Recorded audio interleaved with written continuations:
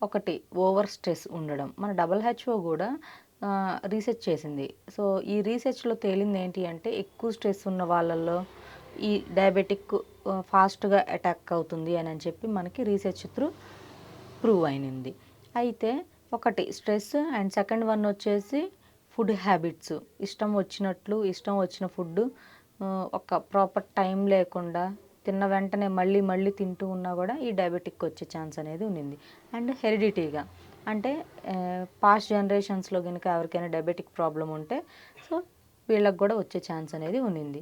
And వీటితో పాటు కొంతమంది ఈ లైక్ చూసుకుంటే ఎక్కువగా ఓవర్ స్వీట్స్ తినడం, మైదా, షుగర్ 2 మిక్స్ అయిన స్వీట్స్ ఎక్కువగా తినటం, బేకరీ ఫుడ్స్ ఎక్కువగా తీసుకోవడం, రోడ్ సైడ్ ఫుడ్స్ ఎక్కువగా తీసుకోవడం. సో వీళ్ళలో కూడా డయాబెటిక్ ఉంటుంది. ఒబెసిటీ ఉన్న అంటే ఊబకాయం, స్థూలకాయం అని వినే ఉంటారు కదా! సో ఈ ఓవర్ వెయిట్ ఉన్న వాళ్ళలో కూడా మనం ఈ డయాబెటిక్ ఇష్యూ అనేది చూస్తున్నాము. సో ఏదైనప్పటికీ కూడా డయాబెటిక్ రావడానికి మల్టిపుల్ రీజన్స్ అనేవి ఉన్నాయి.